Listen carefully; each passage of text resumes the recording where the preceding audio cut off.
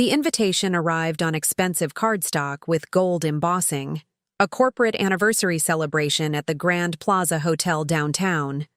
+1, it specified in elegant script. Derek tossed it onto our kitchen counter with barely a glance. "You're coming to this," he announced, rather than asked, loosening his tie after another 14-hour workday. "Wagner specifically asked if you'd be there." I looked up from the startup financial reports spread across our dining table, surprised. In our 8 years of marriage, Derek had never wanted me at his corporate functions. His world of high-stakes investment banking remained carefully separated from our home life. "Wagner? Your CEO?" I asked, setting down my highlighter. "Obviously," Derek sighed with the particular brand of exasperation he'd perfected. The one that made me feel simultaneously stupid and burdensome. "The whole executive team will be there. Everyone's bringing their spouses." What Derek didn't say, but what hung in the air between us, was the unspoken accusation. I wasn't the right kind of spouse for these events. Not anymore. Not since I'd walked away from my own finance career to pursue my little business dreams, as he called them. "I'll need to reschedule some meetings," I said, mentally reorganizing my calendar. My consulting business was finally gaining traction after 3 years of relentless work. "Can't your clients wait?" Derek asked, opening the refrigerator and frowning at its contents. "It's not like you're making real money anyway." The familiar sting of his dismissal settled in my chest. 3 years ago, when I'd left my senior analyst position at Rivera Capital to start my own business consulting for struggling companies, Derek had been supportive, initially. But as months passed without the immediate success he'd expected, his encouragement morphed into tolerance, then thinly veiled contempt. "Actually, I just signed Hendrix Organics," I replied, keeping my voice neutral. "Their restructuring proposal—" "That's nice," Derek interrupted, not bothering to hide his disinterest. "The party's black tie. Wear that blue dress from the Peterson wedding. It makes you look—" He paused, assessing me as I stood there in my worn jeans and faded Stanford Business School t-shirt. "Presentable." After he disappeared upstairs to his home office, I returned to the financial reports on our dining table. But my focus had evaporated. Instead, I found myself staring at the invitation, tracing the embossed logo of Wexford Financial Group, Derek's employer for the past decade and one of the largest investment firms in the city. What Derek didn't know, what no one knew except my attorney and the board of directors who'd approved the deal in absolute secrecy, was that in exactly 9 days, I wouldn't just be attending Wexford's anniversary party as Derek's inconvenient +1. I'd be attending as its new majority owner. The irony wasn't lost on me as I carefully placed the invitation in my planner. For 3 years, I'd specialized in one thing: quietly acquiring struggling companies, restructuring them from the inside out, and returning them to profitability, all while remaining anonymous through a complex network of holding companies and private equity funds. And Wexford Financial, despite its gleaming reputation and outward success, was definitely struggling. The kind of struggling only someone with access to their most senior executive's home office might notice. The kind of struggling I'd been documenting for 18 months while my husband brought home financial statements, merger proposals, and confidential reports that he assumed I was too financially illiterate to understand. I picked up my phone and texted my assistant. "Clear my calendar for next Friday. Priority event." Then I added, almost as an afterthought, "and schedule a final fitting for that new black dress from Valentino." After all, if I was going to become the owner of a billion-dollar financial institution, I certainly wasn't going to do it in a recycled blue dress that made me look presentable. The week before the anniversary party, I sat in the executive conference room of Blackstone Partners, surrounded by the financial elite I'd once counted as colleagues. Now they looked at me with measured curiosity, the woman who'd mysteriously acquired enough capital to make a play for Wexford Financial Group. "Ms. Chen, while we appreciate your interest," Richard Blackstone said, sliding the proposal back across the polished table. We need assurance this isn't merely speculative. Wexford is a venerable institution. I smiled, mentally counting the 7 times during this meeting someone had subtly questioned my capability, always couched in politeness, always with that slight undertone of disbelief. I understand your concerns, I replied, my voice steady. That's why my offer includes retention of the current management team through the transition. Stability matters to me as much as it does to you. What I didn't mention was that retention had a 6-month expiration date, just long enough to identify which executives were assets and which were dead weight. Like my husband. And your financing? This from Victoria Wells, the only other woman in the room and the most direct questioner. Secured and cleared, I said, nodding to my attorney who distributed the verification documents. The funds are already in escrow. Nobody asked how I'd amassed enough wealth to purchase a controlling stake in a billion-dollar financial institution. They were too polite, too careful. But I could see the question in their eyes, especially the men who remembered me from my previous life as just another ambitious MBA who'd opted out to focus on family. If they'd bothered to track my career after I left Rivera Capital, they would have seen the pattern. Small companies acquired through my holding corporation, quietly, restructured, then sold at substantial profit. 17 companies in 3 years, each success funding the next acquisition. My business model was simple but effective. Find undervalued assets, remove inefficiencies, usually ego-driven male executives, and rebuild with leaner, more innovative teams. Wexford would be my 18th acquisition, and by far my most personal. The board votes tomorrow, Richard said, gathering his papers. Assuming all verifications clear, we'll have an answer by Thursday. I glanced at my watch, an understated Patek Philippe that had been my first major indulgence after my third successful company flip. Perfect timing, just before the anniversary celebration. Victoria raised an eyebrow. You're attending? My husband works there, I said with deliberate casualness. Senior investment strategist. Derek Chen is your husband? Richard asked, recognition flickering in his eyes. He's presented to our board several times. Sharp man. Very sharp, I agreed, remembering how Derek had dismissed my business model as cute when I'd first proposed it. How he'd laughed when I suggested that Wexford itself had structural vulnerabilities. How he'd patted my head, literally patted it, and said, "Leave the big league finance to those of us who never left it, honey." Well, Victoria said with a hint of newfound respect, that's quite a coincidence. It wasn't, of course. Nothing about this acquisition was coincidental, but I simply smiled and began packing up my documents. One more question, if you don't mind, Richard said as we stood to leave. Why Wexford? There are other financial institutions with better profit margins and less entrenched management. I met his gaze steadily. Let's just say I have unique insight into its potential. As I walked out of Blackstone Partners into the bright spring afternoon, my phone buzzed with a text from Derek. Working late again. Don't wait up. I texted back a simple okay while sliding into the back seat of my waiting car. Where to, Ms. Chen? My driver asked. The atelier, please, I replied. I have a final fitting for a very important dress. The morning of Wexford's anniversary celebration, I woke to an empty bed and a text from Derek. Client breakfast. Meet you at the venue. 7 p.m. sharp. Blue dress. I smiled at my phone, then turned to look at the garment bag hanging on my closet door. Inside was not the blue dress from the Peterson wedding, but a custom Valentino in midnight black, architectural in its simplicity, devastating in its effect. The perfect dress for what would undoubtedly be a memorable evening. My phone rang as I was finishing my coffee. Victoria Wells from Blackstone.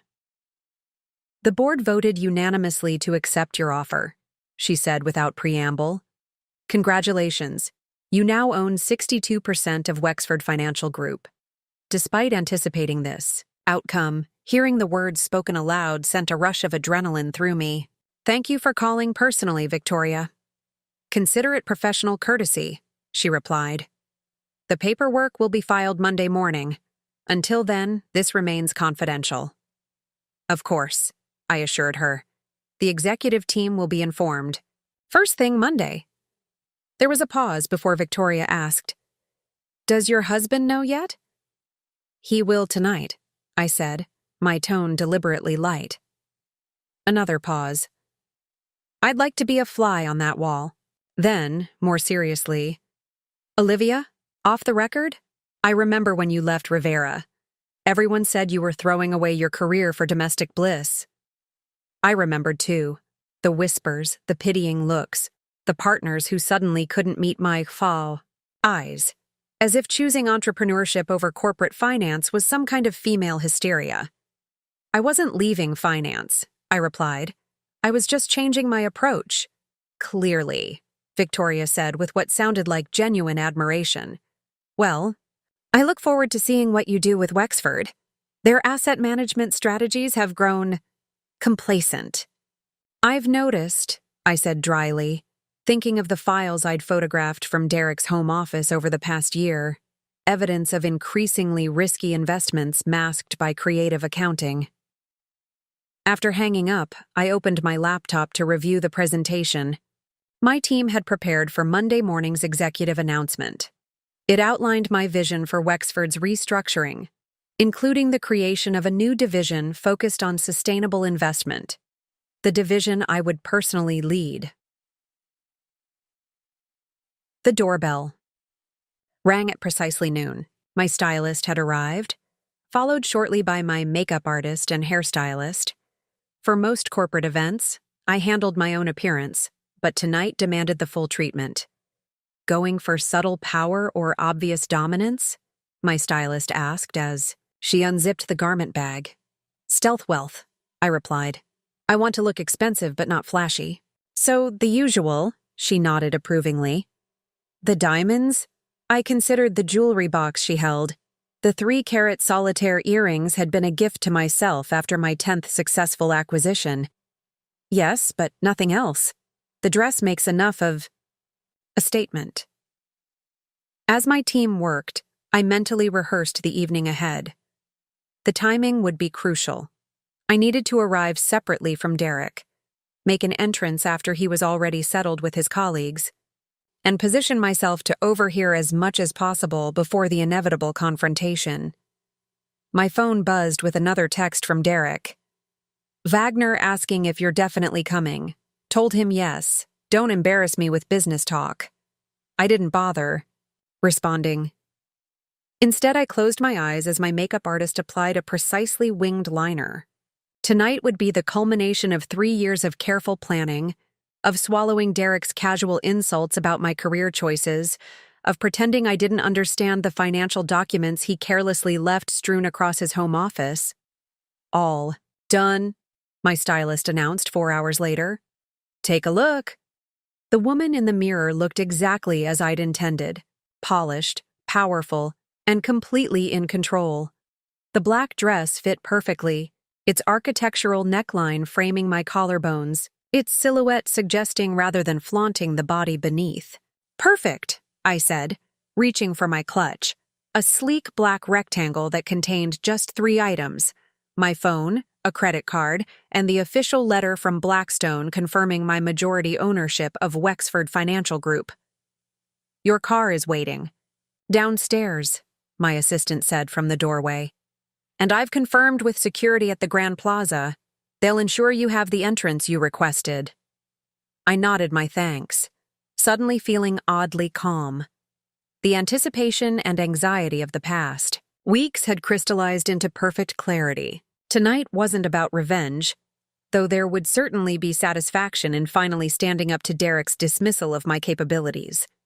It was about reclaiming something I'd never actually lost: my identity as a financial force to be reckoned with.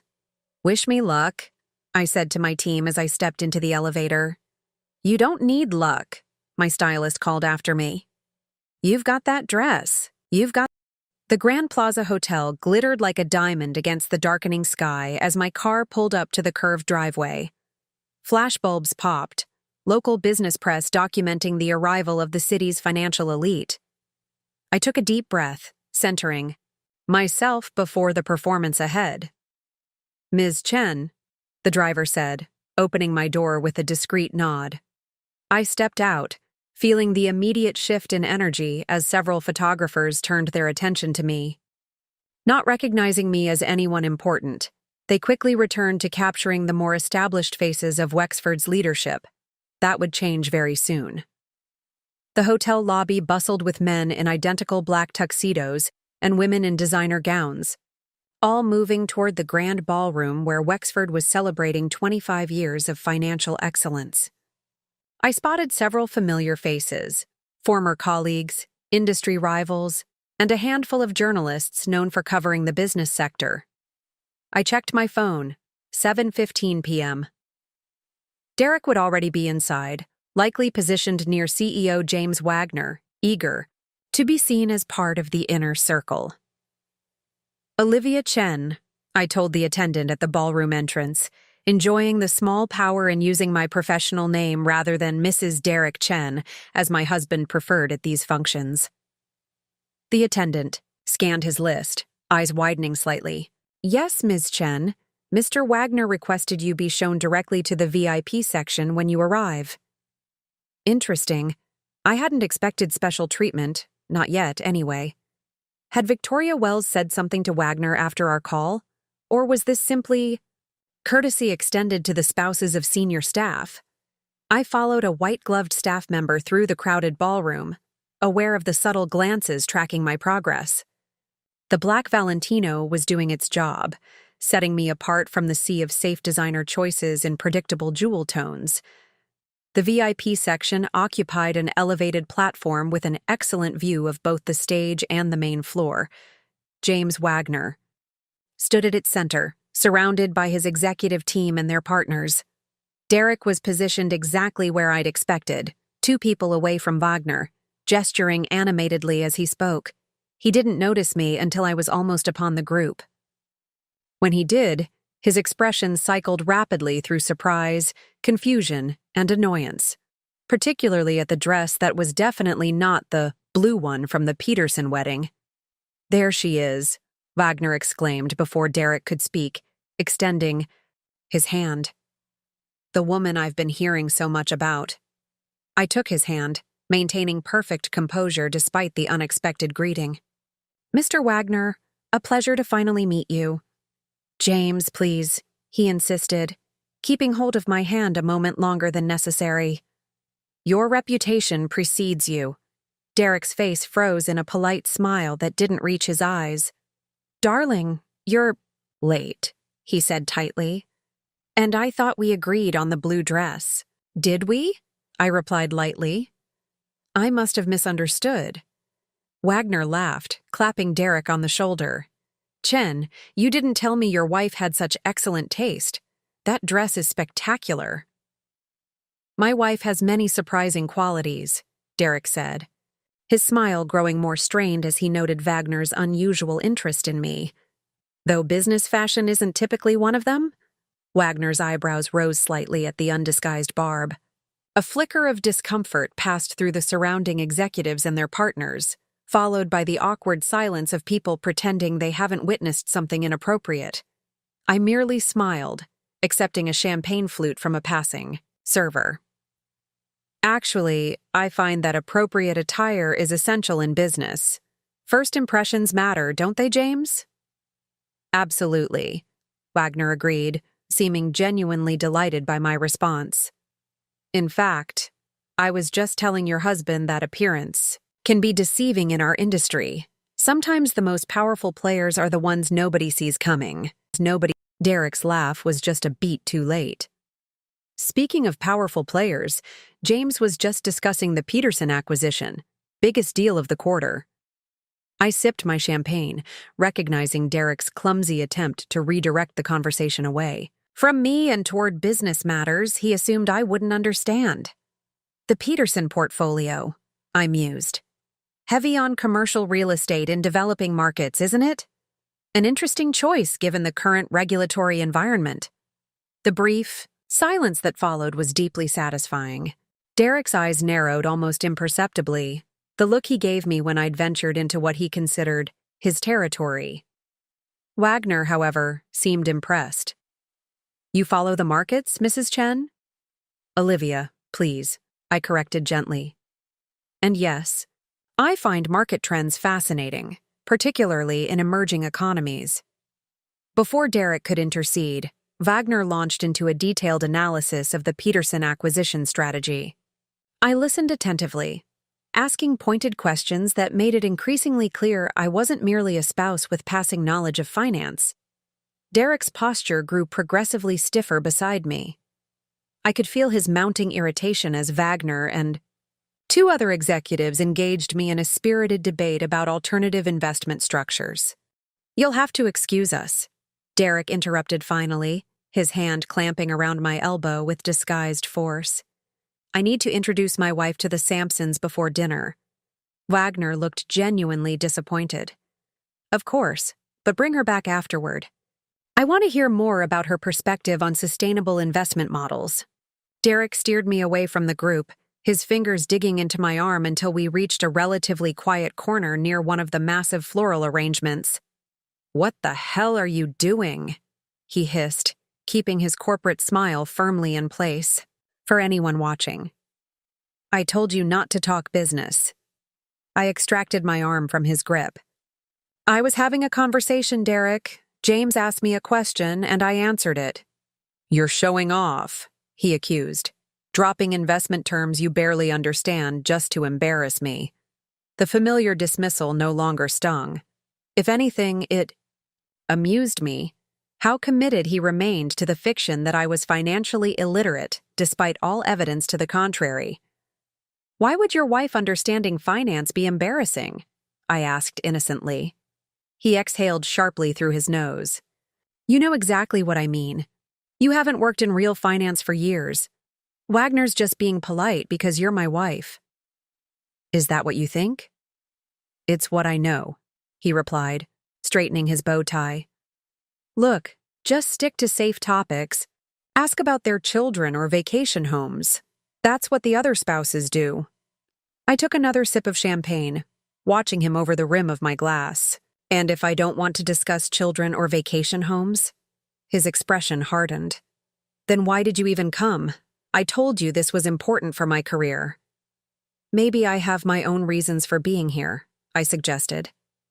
Derek's laugh was sharp and dismissive. Right. Your mysterious business interests. Tell me, how's that little consulting company doing? Made any actual money yet? I smiled, thinking of the 17 companies I'd successfully restructured and sold.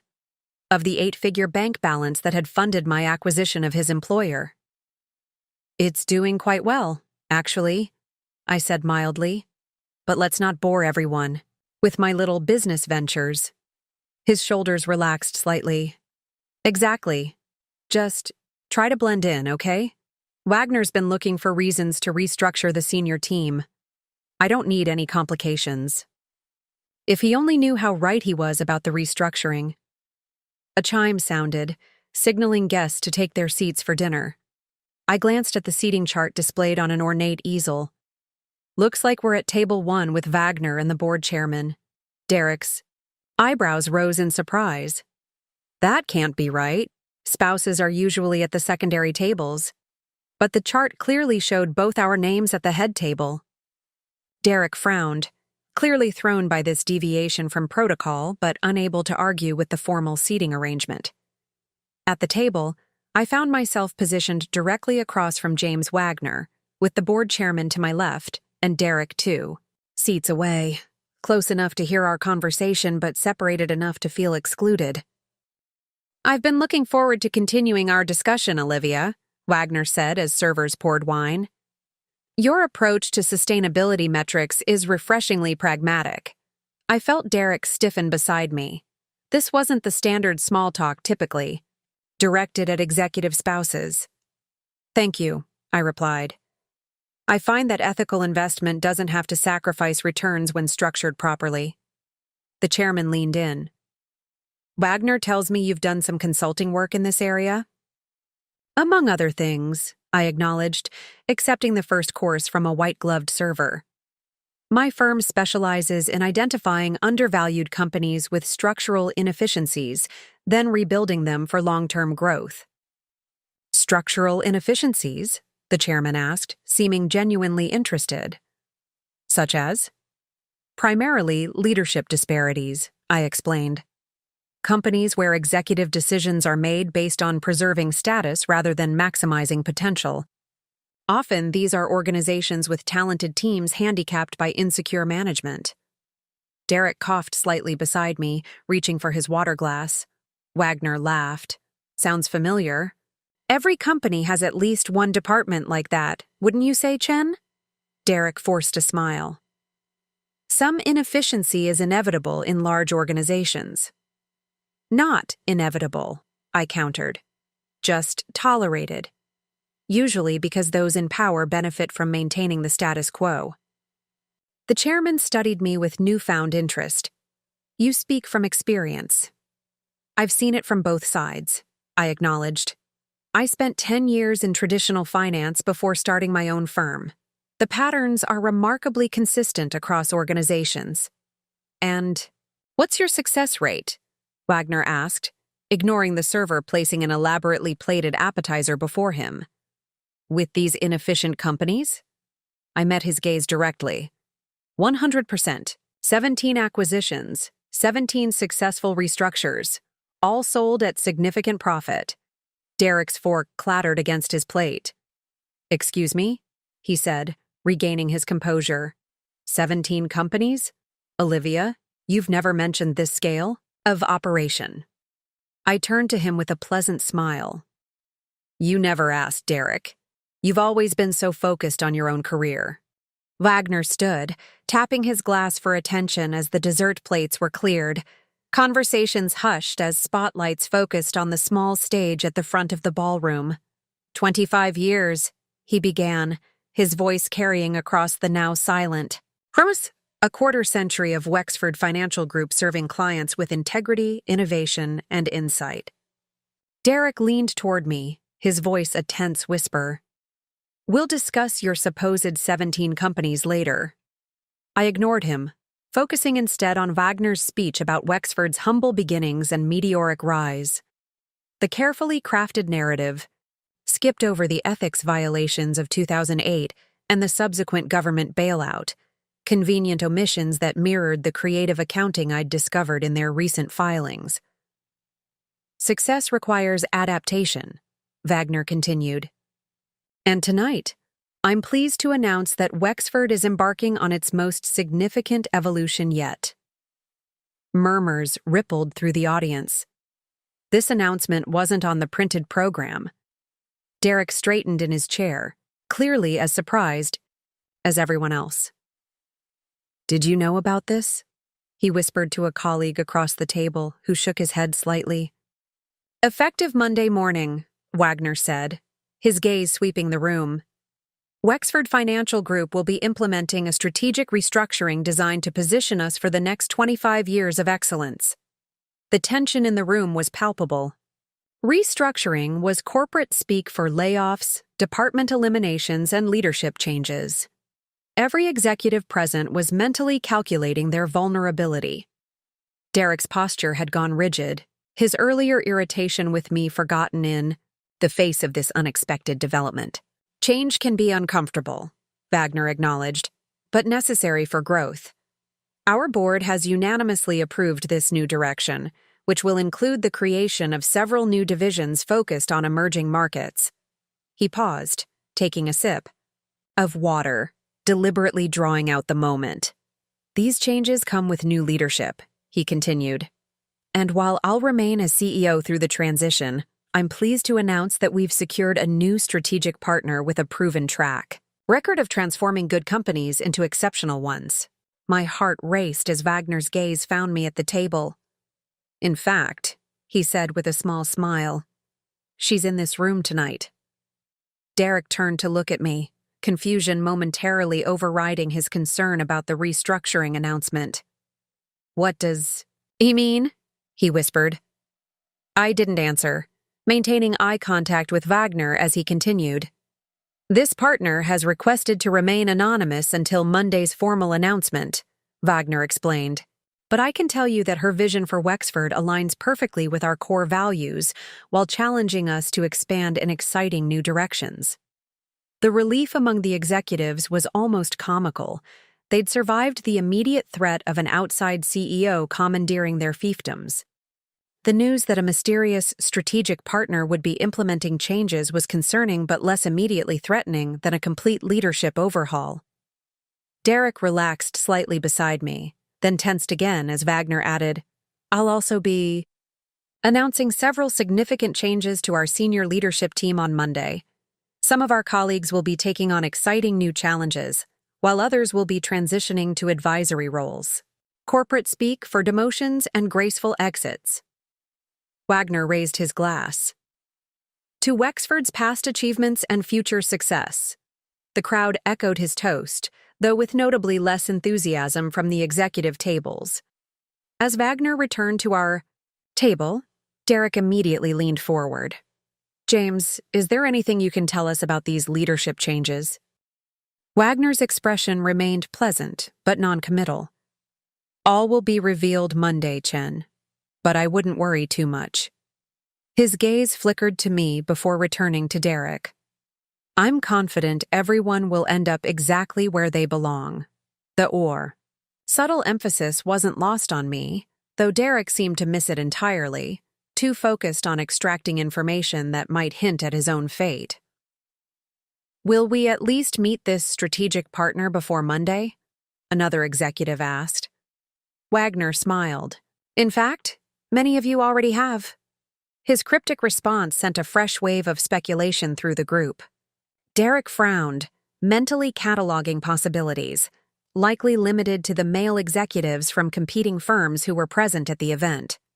"I should circulate," Wagner said, standing. "Olivia, would you care to join me?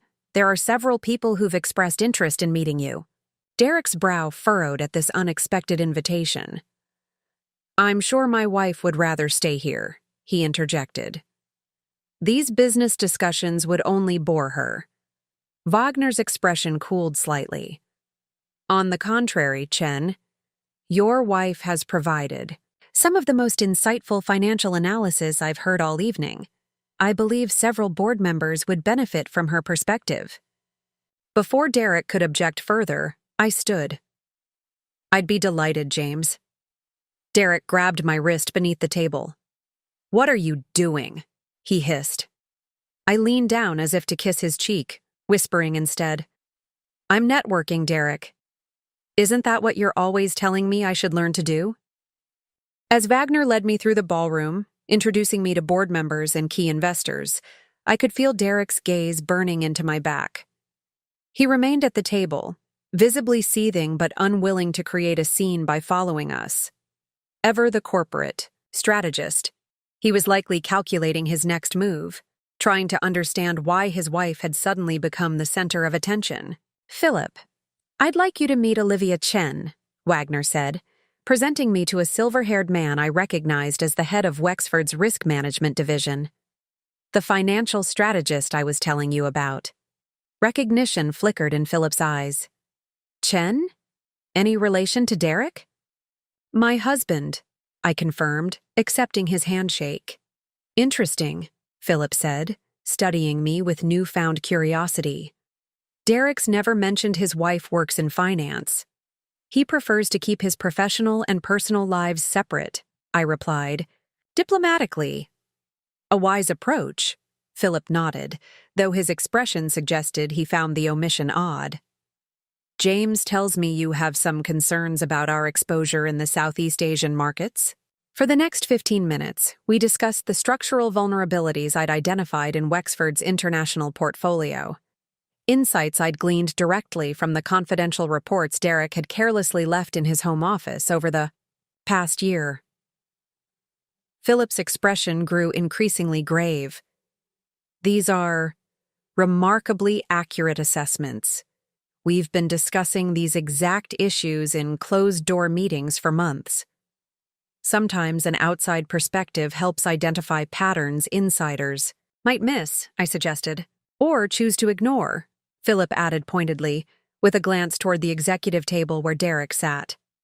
Wagner steered me to 3 more similar conversations with board members and senior directors, each following the same pattern. Initial skepticism, followed by growing respect as I demonstrated intimate knowledge of Wexford's operations, vulnerabilities, and untapped potential. By the time we circled back toward the main floor, I could see Derek had abandoned his seat and was making his way toward us, his expression locked in the tight smile he wore when particularly angry. I should probably rescue you from my husband, I told Wagner quietly. Actually, Wagner replied with unexpected candor, I think it's time we rescued Wexford from executives like him. The bluntness of his statement surprised me. You've known about the problems in his division? Wagner nodded slightly. For longer than I care to admit, finding the right solution has been challenging. Until recently. Before I could respond, Derek reached us, placing a possessive hand at the small of my back. James, I hope my wife hasn't been monopolizing your time, he said, his tone light but his fingers pressing into my spine with unmistakable warning. On the contrary, Wagner replied coolly.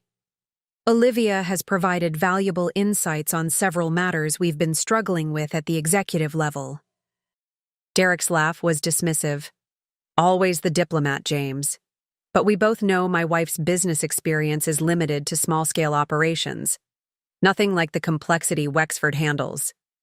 The condescension in his voice was so habitual he probably didn't even register it anymore, but I noticed Wagner's expression harden slightly.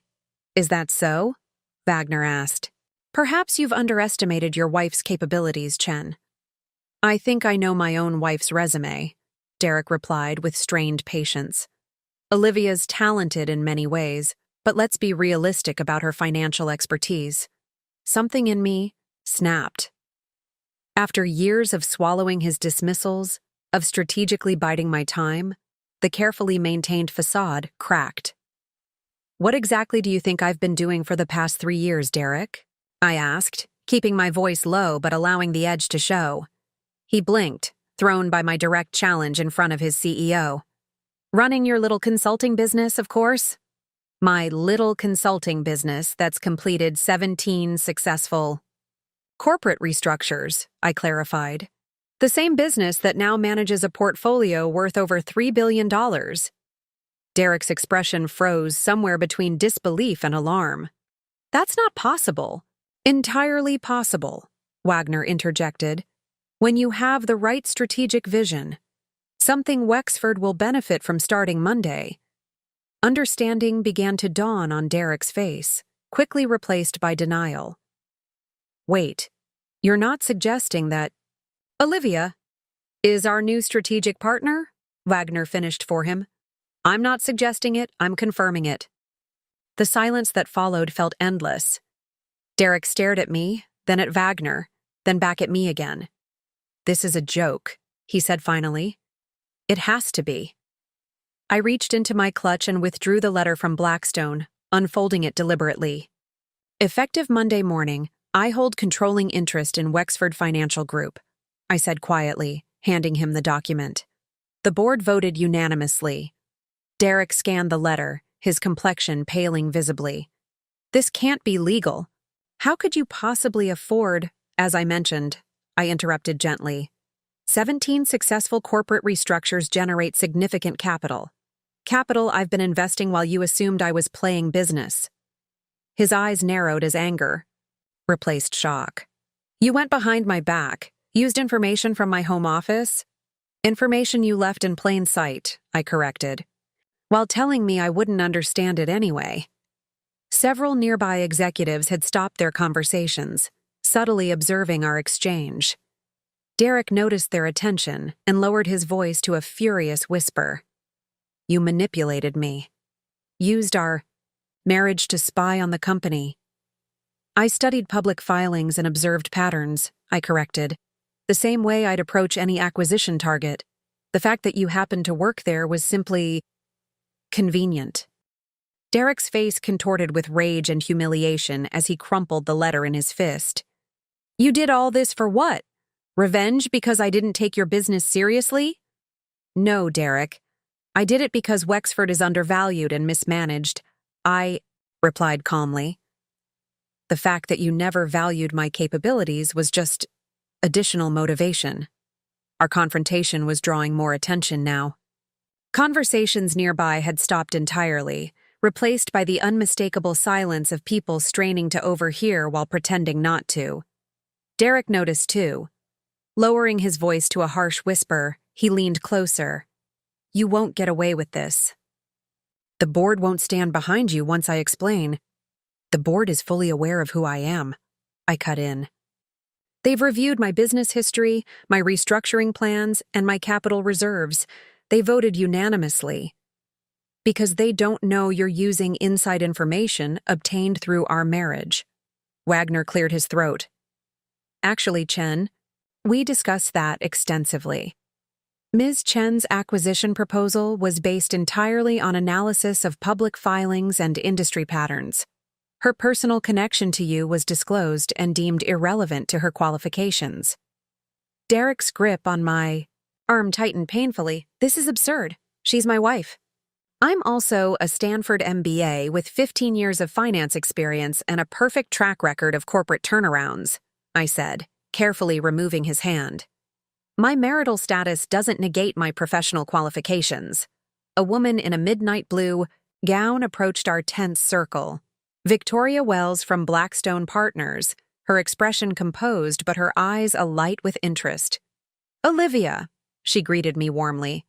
I see the cat's out of the bag ahead of schedule. Derek's head snapped toward her.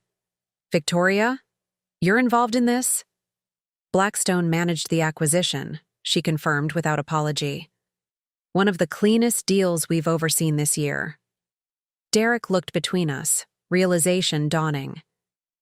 You've all been planning this, behind my back, making me look like a fool. The raw hurt beneath his anger was momentarily visible, and despite everything, I felt a flicker of compassion. Not for his professional embarrassment. He'd earned that through years of dismissing my abilities, but for the personal betrayal he clearly felt. No one set out to humiliate you, Derek, I said quietly. This was a business decision. A business decision, he repeated incredulously. To buy the company where your husband works without telling him? To let me walk around oblivious while you plotted with my colleagues? Wagner interjected smoothly. Perhaps we should continue this discussion privately.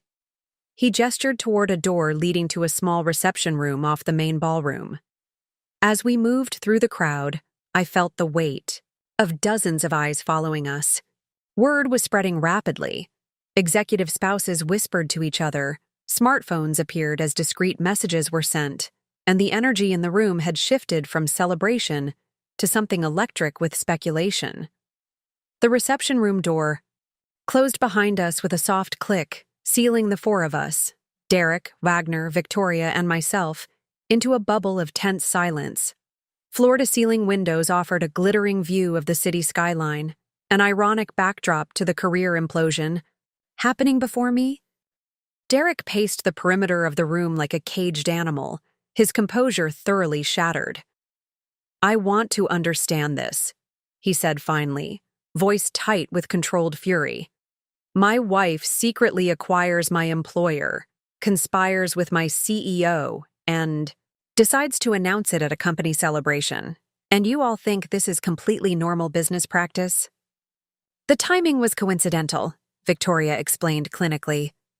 The board vote concluded yesterday, and the formal announcement was always scheduled for Monday. Tonight's revelation was unplanned. Derek's laugh was bitter. Unplanned, right. He turned to me, eyes narrowed.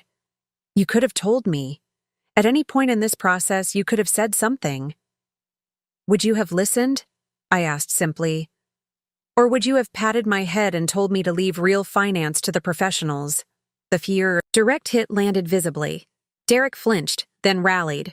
So this was about getting even, punishing me for not taking your little business seriously.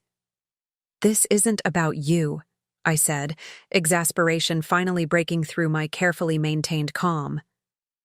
That's what you've never understood. My career, my ambitions, my success, none of it is about you. Wexford is underperforming because of exactly the attitude you're displaying right now. The assumption that you know best, that different perspectives have no value, that innovation is threatening.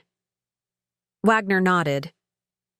Your wife's assessment of our structural weaknesses was the most accurate I've seen in 20 years, Chen.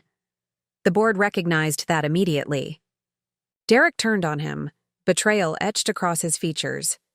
You've been working with her for how long? Weeks? Months? 6 weeks, Wagner specified. Since her initial acquisition offer.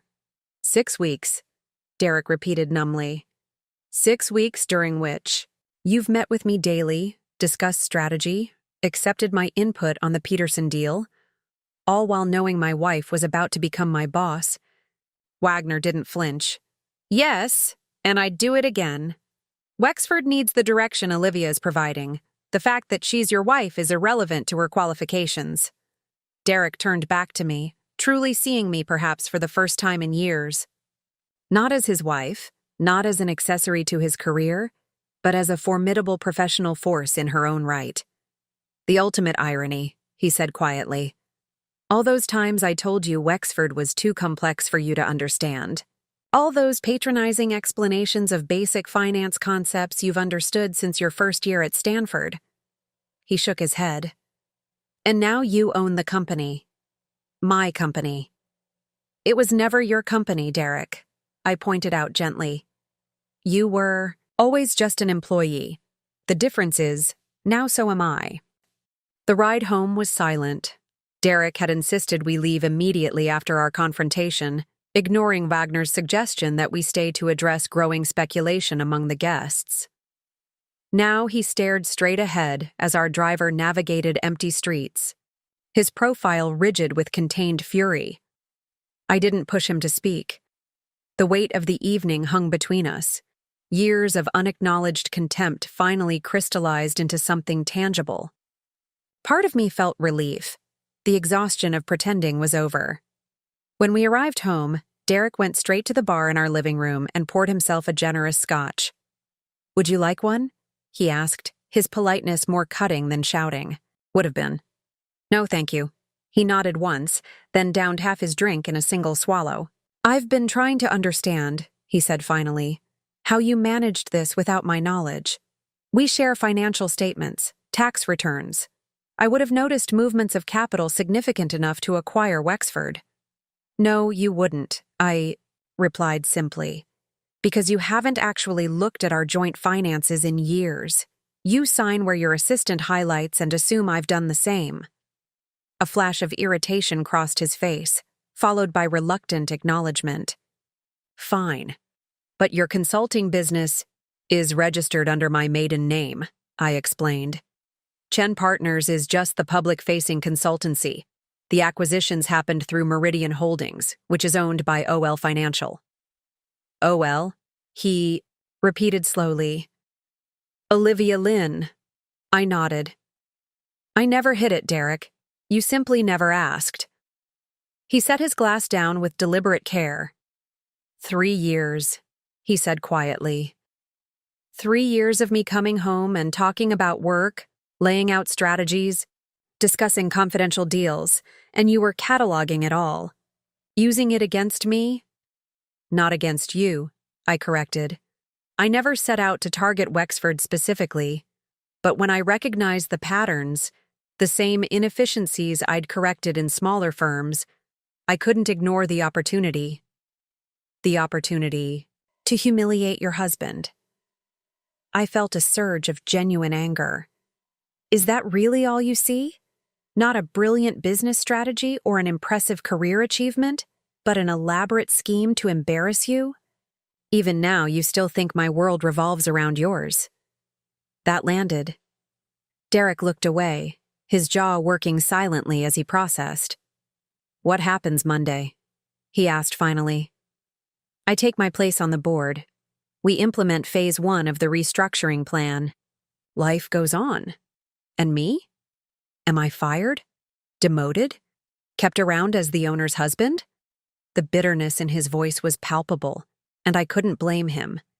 His identity had been so thoroughly intertwined with his professional status that he couldn't imagine existing without it. That depends on you, I said honestly.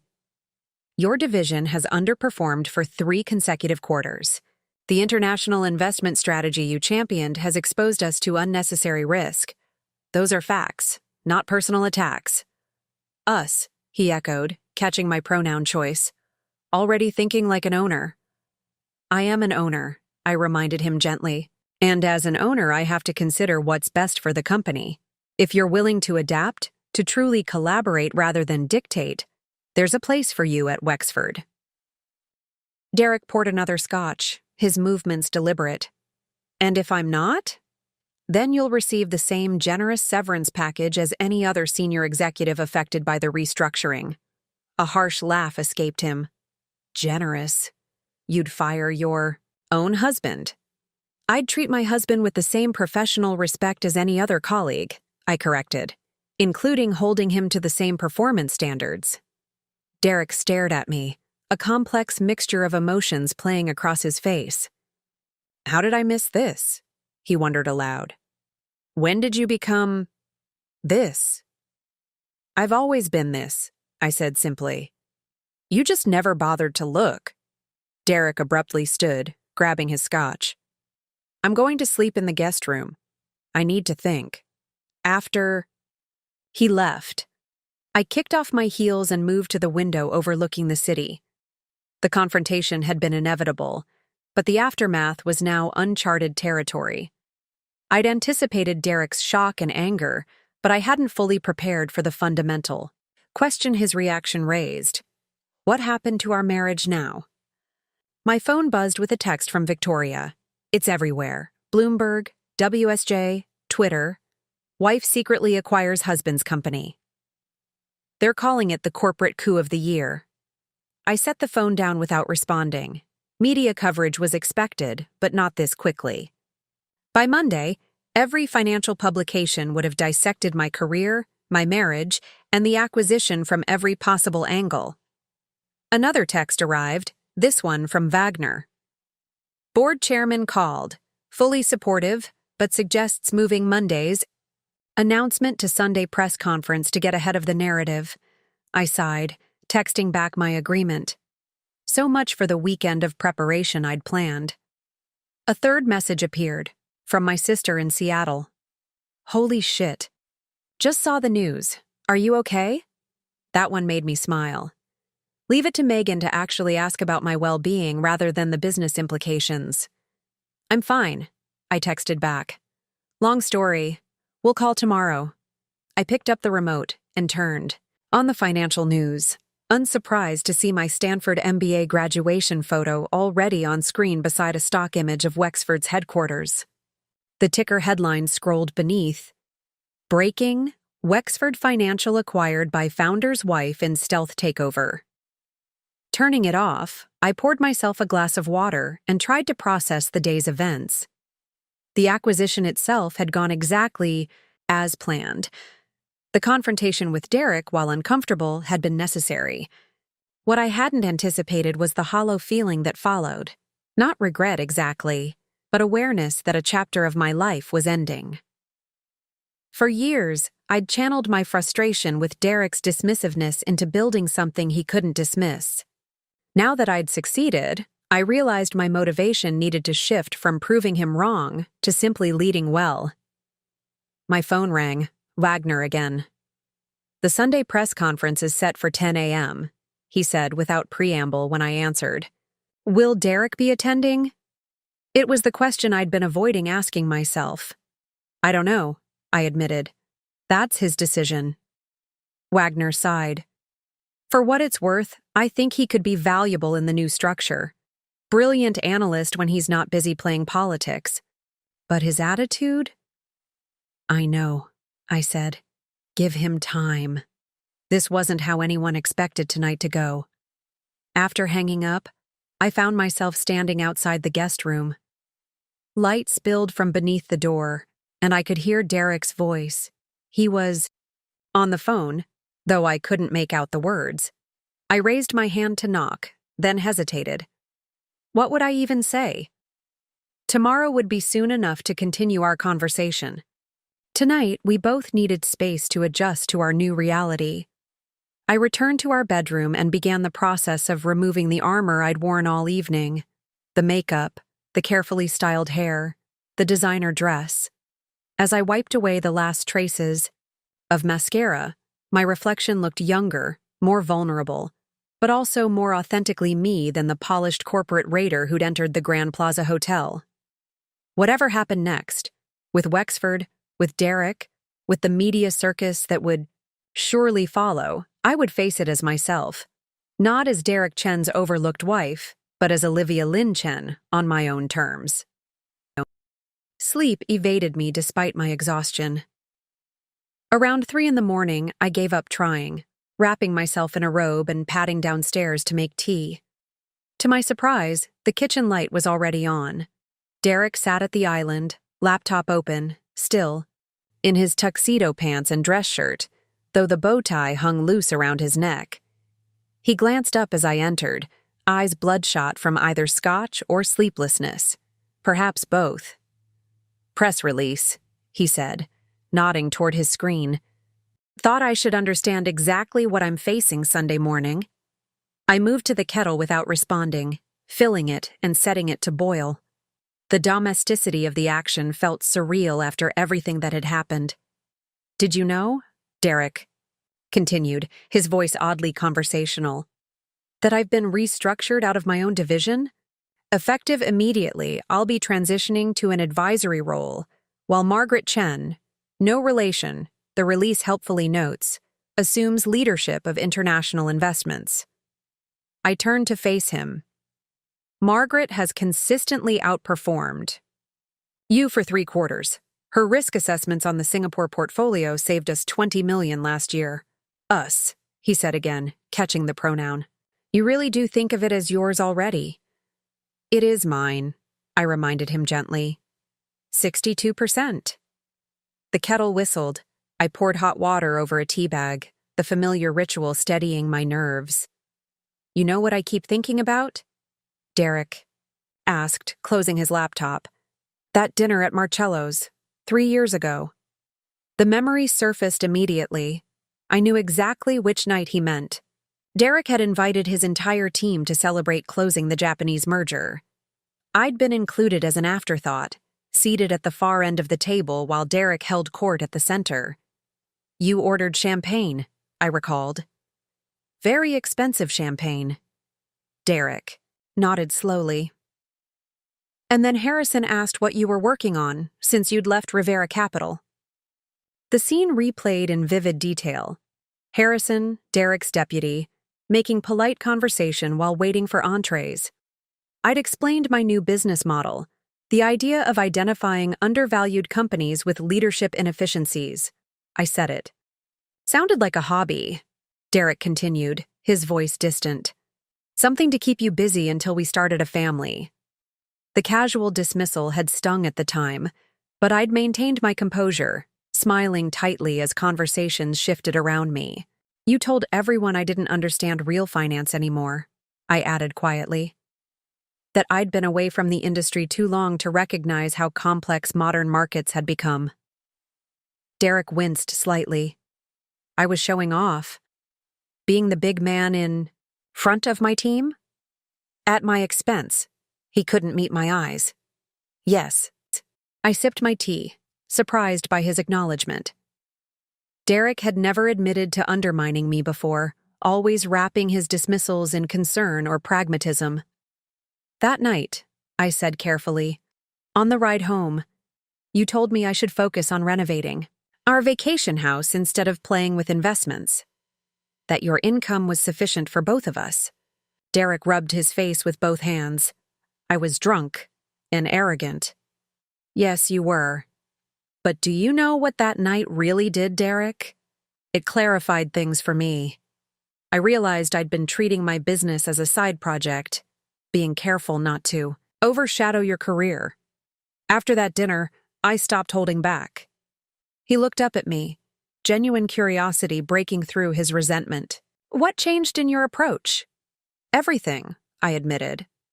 I stopped discussing my work with you, for one thing, stopped seeking your approval or input. I pursued clients aggressively, took calculated risks, and reinvested every dollar of profit.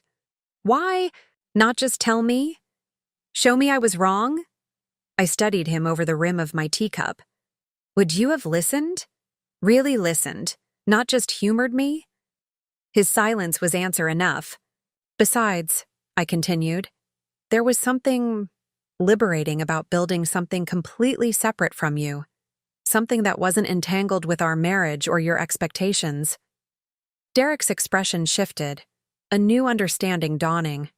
You created a secret life. A private one, I corrected. There's a difference. Is there? You maintained our marriage as a cover while building your business empire in secret. That feels deliberately deceptive. I set my cup down with more force than intended. Our marriage wasn't a cover, Derek. It was our life together.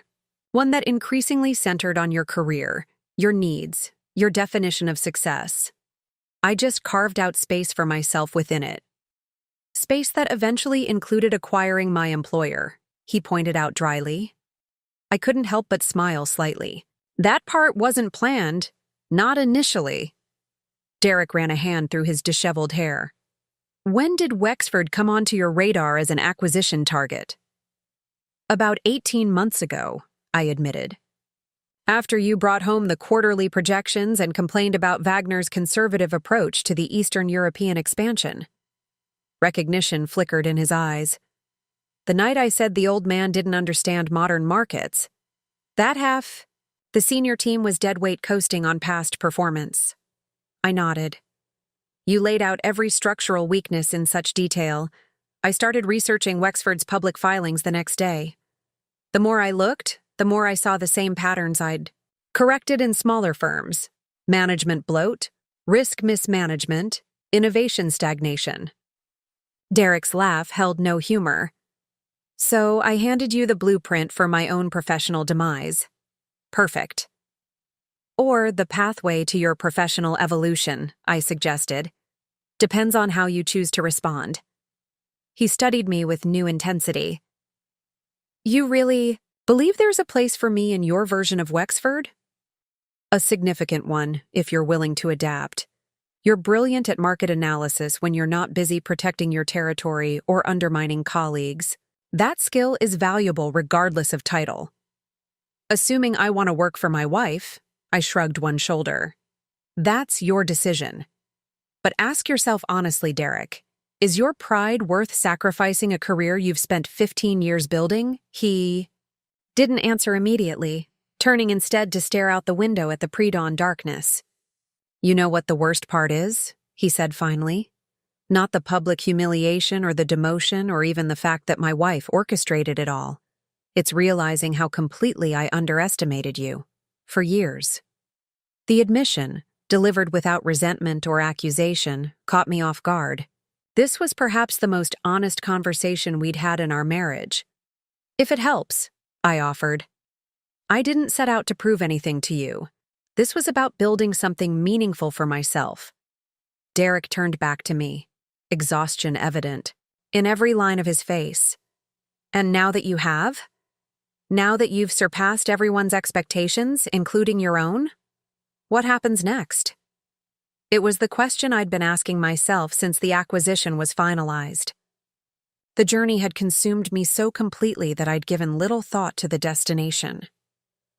I lead, I said simply. I implement the changes Wexford needs. I build something sustainable that outlasts both of us. Derek nodded slowly, closing his laptop. And us? What happens to our marriage in this new landscape you've created? That was the harder question, one I wasn't sure either of us was ready to answer. Sunday morning arrived with relentless media attention. By 9:30, journalists had gathered outside our home, forcing us to leave through the garage and take a circuitous route to Wexford headquarters. Derek had barely spoken since our pre-dawn conversation, but to my surprise, he'd dressed impeccably in his best suit and agreed to accompany me to the press conference. "You don't have to do this," I told him as our car navigated through back streets. "No one would blame you for sitting this one out." Derek adjusted his tie, expression unreadable. "And give them more ammunition? Humiliated husband hides while wife takes control? No thanks." The Wexford building loomed ahead, its glass exterior reflecting the morning sunlight. Security had been enhanced, with guards checking credentials at every entrance. We were escorted through a private doorway to avoid the press assembled in the lobby. Wagner waited in the conference room, adjacent to the auditorium where the announcement would take place. Victoria was there too, along with 2 members of the board and Wexford's communications director, all engaged in hushed conversation that stopped abruptly when we entered. "Olivia," Wagner greeted me, then nodded tersely to Derek. "Chen, wasn't sure you'd join us today." "Wouldn't miss it," Derek replied with a thin smile. The communications director approached with last-minute briefing notes. "Ms. Chen, we've prepared remarks addressing the major questions likely to come up. Your background, acquisition strategy, vision for Wexford, and yes," she glanced awkwardly at Derek, "the personal connection to a senior executive." I skimmed the talking points, immediately identifying several that didn't align with my vision. "I'll handle the questions my way," I said, handing the notes back. "But thank you." She glanced at Wagner, who shrugged slightly. "It's her show now, Catherine." Through the monitors, I could see the auditorium filling with journalists, financial analysts, and what appeared to be several Wexford employees who'd come in on their day off to witness the announcement firsthand. 2 minutes. A production, assistant announced. Derek moved to stand beside me, lowering his voice so only I could hear. "I stayed up all night thinking about what you said, about my choices going forward." I turned to look at him, surprised by his calm demeanor. And I'm not ready to decide yet, but I'm here. That's step 1. Before I could respond, the assistant signaled it was time. Wagner led our small procession onto the stage, where a podium displayed the Wexford logo and a row of chairs awaited the executive team. Camera flashes erupted as we took our seats. I noted with interest that Derek had been placed directly to my right, with Wagner on my left, a visual statement about continuity amid change. Wagner approached the podium first, his practiced corporate demeanor firmly in place. "Good morning, and thank you for joining us on short notice.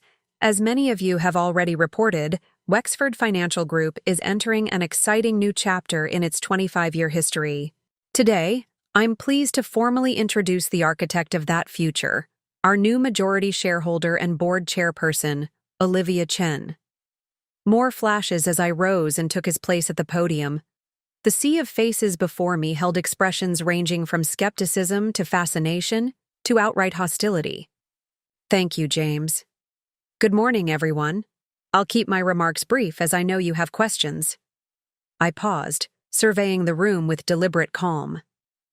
"Yes, I have acquired controlling interest in Wexford Financial Group.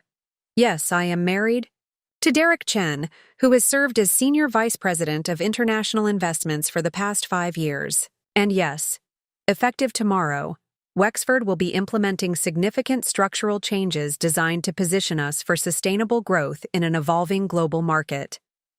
A forest of hands shot up immediately. I pointed to a woman in the front row. "Emily Chen, Wall Street Journal." "No relation," she added with a smile. "Ms. Chen, critics are already suggesting this acquisition represents a conflict of interest given your marriage to a senior executive. How do you respond?" I'd anticipated this question first. "I understand the concern, but the acquisition was conducted with full transparency to Wexford's board and legal team. My husband had no knowledge of the transaction until its completion, and all information used in my assessment came from publicly available sources. The board conducted extensive due diligence before approving the deal. Another hand, this time a man in his 50s I recognized as a veteran financial reporter. Martin Ross, Financial Times. Ms. Chen, your background shows you left a traditional finance career at Rivera Capital 3 years ago. Can you explain how you amassed sufficient capital to acquire a controlling stake in an institution of Wexford's size in such a short time frame? This was the question that would either establish my credibility or undermine it entirely. Certainly. After leaving Rivera, I established a specialized consultancy focusing on corporate restructuring. This evolved into an acquisition strategy, targeting underperforming mid-market firms with strong foundational assets but operational inefficiencies. Over 3 years, my firm completed 17 such acquisitions, implementing targeted restructuring protocols that significantly increased valuation before strategic resale. I continued, outlining the specific metrics of my most successful turnarounds, without revealing proprietary details.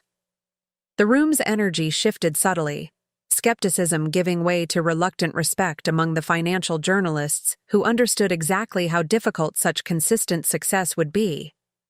In essence, I concluded, I applied the same analytical approach to Wexford that I've refined through previous acquisitions.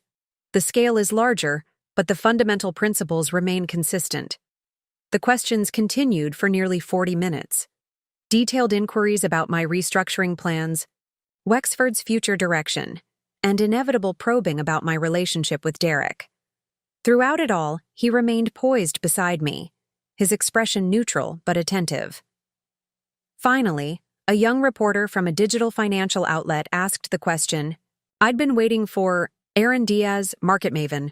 Mr. Chen, he said, addressing Derek directly, what's your perspective on working under your wife's leadership after learning about the acquisition in such public circumstances? The room fell silent, all attention turning to Derek. I felt rather than saw him straighten beside me. That's a fair question, Derek acknowledged, his voice steady as he rose to join me at the podium. And the honest answer is, I'm still processing what this transition means for my role at Wexford. He paused, and I could almost see him weighing his next words carefully. What I can tell you with absolute certainty is that Olivia Chen is the most formidable financial strategist I've encountered in my 15-year career.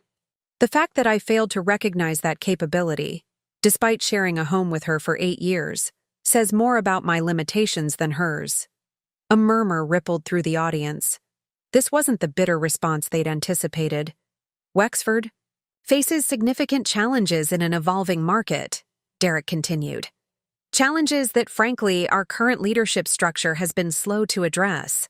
If my wife's track record is any indication, those challenges won't remain unaddressed for long. He turned slightly toward me, our eyes meeting briefly. As for my personal feelings about the manner of this transition, those remain private. My professional assessment of Wexford's new direction is what matters in this forum, and that assessment is unequivocally positive. It was a masterful response, acknowledging the personal complication while pivoting firmly to the business implications.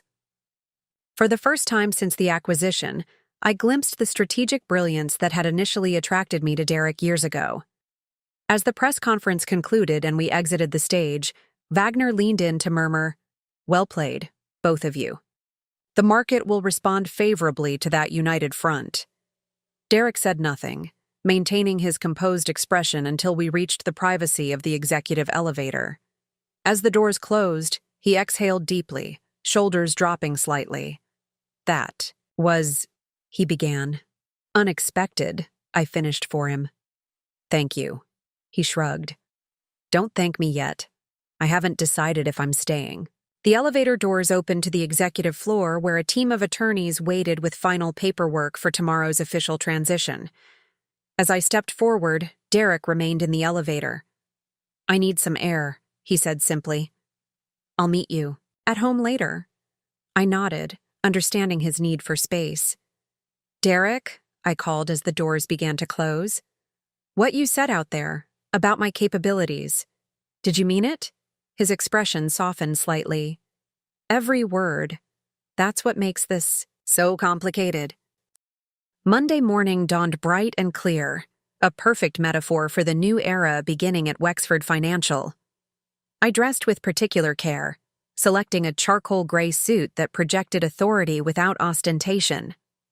Derek had returned late Sunday evening, offering little explanation for his day-long absence beyond, I needed to think.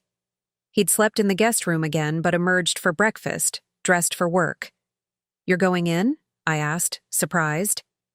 Technically, I'm still employed. He replied, pouring coffee. Unless you've decided otherwise overnight. I studied him across the kitchen island. As I said before, that depends on you. He nodded slightly, the ghost of a smile crossing his features. Then I'd like to see how this plays out firsthand. We drove separately, an unspoken acknowledgement that our professional boundaries required physical distance. As I pulled into the reserved parking space that now bore my name, I realized this moment represented the culmination of a journey far more complex than a mere corporate acquisition. The security guard, who'd barely acknowledged me on previous visits as Mrs. Chen, now straightened to attention. Good morning, Ms. Chen. The executive team is assembled in the boardroom. The elevator ride to the top floor felt surreal. For years, I'd visited this building as Derek's +1 at corporate functions, always sensing the slightly patronizing attitudes of his colleagues. Now those same executives awaited my arrival with undoubtedly mixed emotions. Wagner met me at the elevator. Ready? He asked simply. Born ready, I replied, surprised to find it wasn't bravado. The preparation for this moment had been years in the making. The boardroom fell silent as I entered. 24 executives, the entire senior leadership team, rose from their seats. I recognized most from various corporate events, though I'd spoken substantively with fewer than half. Derek sat near the far end of the table, not in his usual seat near the head, I noted, but deliberately positioned in the middle ranks. His expression remained neutral as our eyes met briefly. Good morning, I began, taking my place at the head of the table. Please, sit. As they settled, I surveyed the room, cataloging the barely concealed reactions, curiosity, resentment, calculation, and from a few, genuine openness to change. I'll keep this brief, as you all have detailed restructuring plans in the folders. Before you, I continued. Effective immediately, Wexford Financial Group is implementing a comprehensive transformation designed to address systemic inefficiencies while leveraging our core strengths. I outlined the key changes: flattening the organizational hierarchy, realigning incentive structures to reward innovation rather than mere risk avoidance, establishing a new division focused on sustainable investment, and implementing rigorous accountability metrics at every level. You'll note that certain divisions are being consolidated, while others are expanding, I added. These decisions aren't personal. They're data-driven responses to market performance analyses conducted over an 18-month period. A hand rose. Margaret Chen, the woman slated to take over Derek's division. Ms. Chen, the timeline here seems extremely aggressive. Completely restructuring international investments in 60 days while maintaining client confidence. Is that realistic? A fair question, asked without defensiveness. I appreciated that. It's ambitious, I acknowledged, but each timeline has been carefully assessed based on similar restructures my team has completed. You'll have additional resources allocated during the transition. My gaze shifted to Derek, who was studying the documents with focused intensity. Additionally, Derek Chen has agreed to consult during the transition period to ensure institutional knowledge is preserved. Several heads turned toward Derek, surprise evident. He looked up, nodding once in confirmation. The ripple of reaction was telling. They'd expected him to resign in protest, not facilitate the very changes that diminished his authority. Make no mistake, I continued. These changes will be challenging. Some of you will thrive in the new structure. Others may find it doesn't align with your preferred working style. I respect both outcomes. What I won't tolerate is passive resistance or sabotage. The statement hung in the air, direct yet not threatening. I hadn't raised my voice or made dramatic gestures, but the message was unmistakable. One final note, I added. I understand the personal connection between myself and Mr. Chen creates a unique dynamic. Let me be absolutely clear. Our professional relationship at Wexford will be exactly that. Professional. No favors, no special access, no shortcuts. The same standards apply to everyone in this room. The meeting proceeded to specific implementation details. I fielded questions with straightforward answers, refusing to engage in the corporate doublespeak that had become Wexford's native language.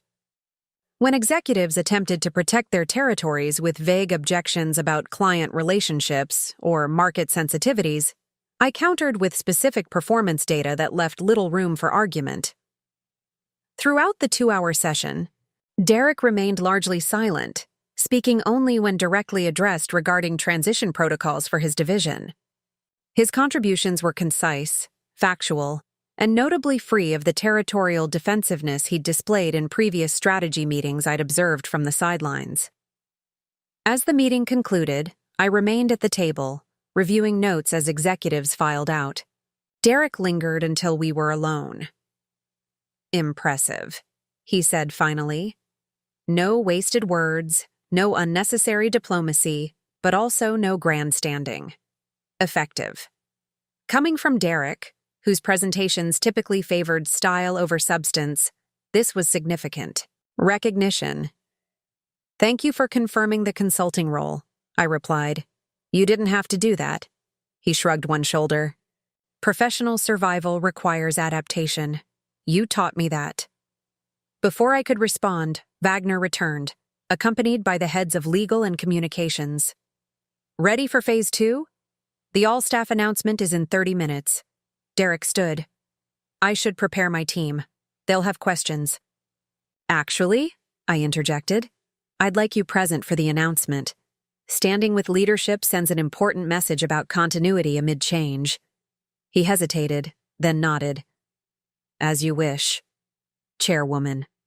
The formality wasn't mocking, if anything, it acknowledged the shift in our professional relationship with unexpected grace. As he left to make a phone call, Wagner raised an eyebrow. He's taking this better than anyone expected, he observed. Either he's planning something, or he's more adaptable than we gave him credit for, I finished. Let's hope for the latter. The company-wide announcement in Wexford's main auditorium repeated much of what I'd shared with the executive team, though framed for a broader audience. Standing on stage with the senior leadership arrayed behind me, Derek among them, I felt the weight of responsibility for the 700 employees whose professional lives I was about to reshape. Change is never comfortable, I acknowledged toward the end, but neither is stagnation. The financial industry is evolving rapidly, and Wexford must evolve with it. I believe in this company's potential, enough to invest my career and capital in its future. I'm asking each of you to bring that same commitment to our shared journey forward. As applause rose, tentative at first, then strengthening, I caught Derek's expression from the corner of my eye. He wasn't clapping mechanically like some of his colleagues, but watching the audience with analytical intensity, gauging reactions, calculating implications. For the first time since our confrontation, I glimpsed what had attracted me to him a decade ago. Not the polished corporate facade, but the strategic mind beneath it. The question remained whether that mind would work with me or against me in the challenging months ahead. 2 weeks into Wexford's restructuring, I found myself working late in my new office, the former chairman's corner suite with its panoramic view of the city skyline. The initial shock of my arrival had settled into focused implementation, with most executives adapting to the new reality with varying degrees of enthusiasm. A knock at my open door interrupted my review of the Sustainable Investment Division's preliminary numbers. Margaret Chen stood in the doorway, tablet in hand. Sorry to disturb you, she began. But I thought you should see this immediately. She placed the tablet on my desk, displaying an internal analysis of our Southeast Asian portfolio, Derek's former domain and now her responsibility. I scanned the document, immediately spotting the anomaly. The Jakarta project's exposure is double what was reported last quarter, I noted, frowning. How did we miss this? We didn't miss it, Margaret replied carefully. It was deliberately obscured in the reporting structure. I only found it when implementing the new transparency protocols. I leaned back, processing the implications. Who authorized the additional investment? That's why I'm here, Margaret said, swiping to a new document. Derek Chen's signature dated 3 months ago, but the transaction was structured through 3 separate vehicles to mask the total exposure. The evidence was unambiguous. Derek had deliberately circumvented risk management protocols to double down on a project he'd championed, despite warning signs of political instability in the WEI region. Who else knows about this? I asked. Just my immediate team. I wanted your direction before escalating. I nodded, appreciating her discretion. Thank you, Margaret. I'll handle it from here. After she left, I sat motionless, staring at the document. The Jakarta project represented exactly the type of reckless expansion I'd identified as problematic in Wexford's structure, prioritizing growth metrics over sustainable risk management. That Derek had personally authorized the maneuver, then hidden it through creative accounting, was both a professional violation and a personal disappointment. I picked up my phone, texting him, "My office, now." 10 minutes later, he appeared, still in his shirt sleeves from whatever meeting I'd interrupted. "You summoned?" he asked, his tone light but eyes wary. I turned the tablet toward him. "Explain this." He glanced at the screen, recognition, and then resignation crossing his features. "Ah, Jakarta." "Yes, Jakarta. The project you doubled exposure on while concealing the true investment level from risk management. The project currently facing significant losses due to the political upheaval you assured everyone wouldn't impact our interests." Derek closed my office door before responding. It was a calculated risk. The potential upside justified. "Don't," I interrupted. "Don't insult both of us with corporate justifications. You violated protocols you helped establish, then hid the evidence through deliberate financial obfuscation."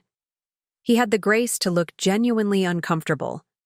The projections supported the increased investment. If the election had gone differently— If? I repeated. We're a financial institution, Derek, not a political betting parlor. The entire point of risk management is planning for adverse ifs. Derek sat in the chair across from my desk, his defensive posture softening. "You're right. It was a mistake." The admission surprised me. Derek rarely acknowledged errors so directly. "Why?" I asked simply. "Why take such an unnecessary risk with shareholder capital?" He was silent for a long moment, gaze fixed on the cityscape. Beyond my window. "Because I needed the win," he admitted finally. Wagner had been pushing retirement timelines for senior leadership. Randall in domestic acquisitions had just landed the Peterson deal. I needed something impressive to secure my position. The honesty was unexpected, but illuminating. A rare glimpse behind the confident facade he maintained so carefully. And when preliminary indicators suggested you'd bet wrong, I pressed. "I doubled down rather than admit miscalculation," he said softly. "Classic ego-driven decision-making. Exactly the kind of leadership failure you identified in your restructuring proposal." His self-awareness was disarming. I'd anticipated defensiveness, perhaps even attempts to justify the deception. Instead, he was offering the kind of candid assessment I'd rarely witnessed from him. "The irony," Derek continued, "is that I might have survived the initial error if I'd been transparent about it. The cover-up confirmed everything you'd identified as problematic in the culture I helped create." I studied him across the desk, trying to reconcile this reflective version of Derek with the dismissive husband who'd belittled my business acumen for years. "You understand I'll have to address this formally," I said finally. He nodded. "I know." For what it's worth, I was planning to disclose it myself once the transition protocols were fully implemented. Margaret just found it first. "Would you really have come forward?" I challenged. Derek met my gaze directly. 2 weeks ago? Probably not. But watching how you've handled this restructuring, the emphasis on accountability paired with actual support for people willing to adapt, it's been educational. I leaned forward, placing both hands flat on my desk. "Derek, if any other executive had done this, they'd be clearing out their office tonight." "I know," he said simply. "And I'll understand if that's your decision." The easy acceptance threw me off balance. Where was the defensive posturing, the subtle manipulation, the verbal maneuvering that characterized his typical approach to professional challenges? "You're not going to fight this?" I asked. "Would it change anything?" He countered. "The evidence is clear. My rationale, while honest, doesn't excuse the violation of protocols. Either you believe I can add value to Wexford moving forward, or you don't. My arguments won't change that assessment." A knock at the door prevented my response. Wagner entered without waiting for acknowledgement, then paused, sensing the tension. "I can come back," he offered. "No," I replied, making a split-second decision. "We need you for this discussion. Please close the door." When Wagner was seated, I slid the tablet toward him. Margaret Chen discovered this discrepancy in the Jakarta project. Derek has confirmed he authorized the additional exposure and constructed the reporting to hide it from risk management. Wagner reviewed the documents, his expression hardening. "This is a serious violation, Chen, the kind that typically ends careers." Derek nodded once, accepting the assessment without protest. "Under normal circumstances," I continued, "immediate termination would be the obvious response." Derek's expression remained carefully neutral, though I detected a flicker of resignation in his eyes. "However," I added, "these aren't normal circumstances. We're in the middle of a comprehensive restructuring that's already creating significant organizational stress. Additional disruption requires careful consideration." Wagner's eyebrows rose slightly. "You're suggesting an alternative to termination?" "I'm suggesting we apply the same principles we're implementing throughout Wexford," I clarified. "Transparency, accountability, and appropriate consequences that strengthen the organization, rather than simply punish the individual." Derek looked genuinely surprised. "What exactly are you proposing?" "Full disclosure to the board," I replied. "You personally present the Jakarta situation, including your decision-making process and the subsequent concealment. You accept a significant financial penalty, forfeiture of this year's bonus and stock options, and you take direct responsibility for implementing the recovery strategy for the Southeast Asian portfolio, reporting weekly to the risk management committee you previously circumvented." Wagner frowned. "That's unusually lenient." "Is it?" I challenged. "Public admission of failure to his peers, financial consequences in the high six figures, direct oversight from the very team he sidestepped. That doesn't strike me as lenient, just more productive than simply removing an executive with valuable institutional knowledge during a critical transition." Derek studied me carefully. "Why? Why offer this alternative when you have every reason, professional and personal, to show me the door?" It was a fair question. Wagner looked equally curious about my rationale. "Because this isn't about you, Derek," I replied honestly. "It's about what serves Wexford best. The Jakarta situation is a textbook example of the cultural problems we're working to correct. Making it a transparent case study in accountability creates more institutional value than simply firing another executive." I turned to Wagner. "Unless you disagree?" He considered for a long moment. "It's your call. You're the majority owner. And I'm asking for your professional assessment," I countered. Does this approach align with the organizational culture we're building? Wagner's expression softened slightly. Actually, yes. It demonstrates that we're serious about transparency without creating a climate of fear that drives problems further underground. He turned to Derek. Assuming Chen is genuinely committed to the recovery process rather than just saving his job. Derek straightened in his chair. I made a serious error in judgment. Multiple errors, if we're being precise. I'm prepared to accept whatever consequences Olivia determines are appropriate, including immediate termination if that's her decision. I studied him, searching for signs of the manipulative charm he'd often deployed in professional crises. Instead, I found something I hadn't seen in years: genuine accountability without deflection or qualification. The board meets Thursday, I said finally. You'll present the full Jakarta situation, followed by your proposed recovery strategy. I expect complete transparency, Derek. No sanitized version, no selective omissions. He nodded once. Understood. After Wagner and Derek left, I remained at my desk replaying the interaction. The Derek who'd just accepted responsibility for a career-threatening error bore little resemblance to the husband who'd dismissed my business acumen as cute just months earlier. People could change when sufficiently motivated. I knew this from my restructuring experience. The question was whether Derek's apparent evolution represented genuine growth or merely tactical adaptation to changed circumstances. And beneath that professional question lay a more personal one I wasn't yet ready to address. What did this mean for us? The board meeting exceeded even my careful preparations. 14 distinguished financial leaders, most of whom had initially viewed my acquisition with skepticism, now sat attentively as I presented the first month's implementation data.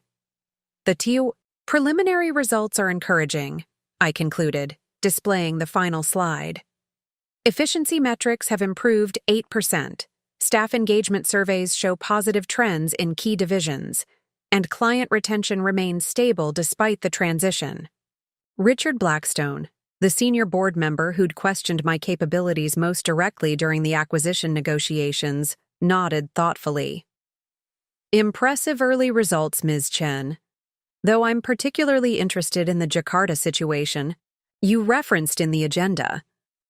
All eyes turned toward Derek, who sat halfway down the boardroom table rather than in his usual position near the head. Over the past 3 days, he'd immersed himself in preparing for this moment, working late into each night while I maintained a careful professional distance. Mr. Chen will address that directly, I replied, returning to my seat. As noted in your briefing materials, this presentation represents our commitment to transparent accountability at all organizational levels. Derek rose, distributing supplemental documents personally rather than having an assistant handle the task.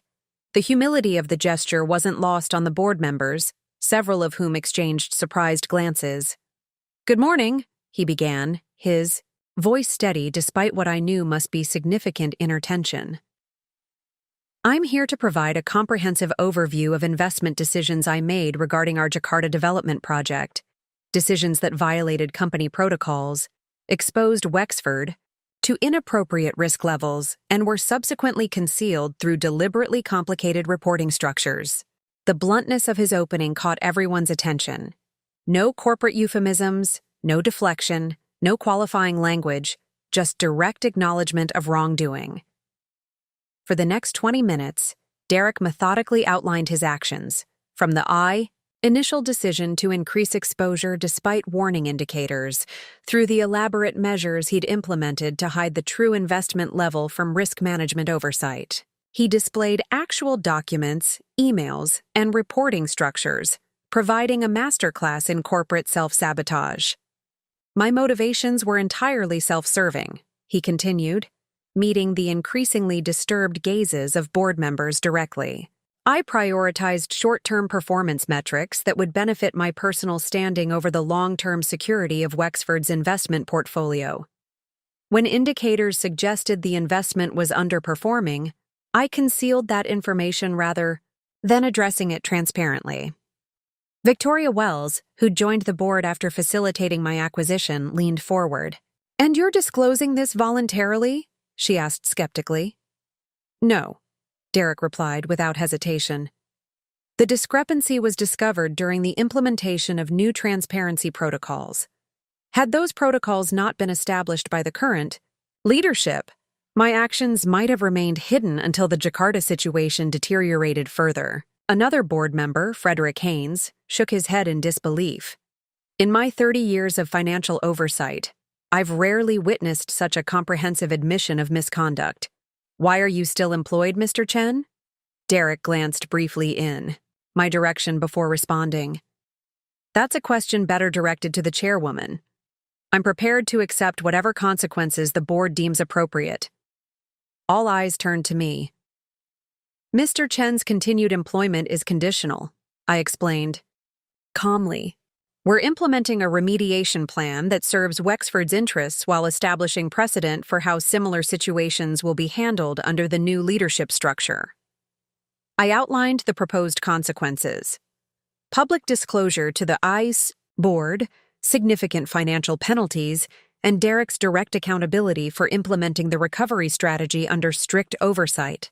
This approach, I concluded, transforms an individual failure into an organizational learning opportunity while preserving valuable institutional knowledge during a critical transition period. Richard Blackstone leaned back in his chair, studying me with new appreciation.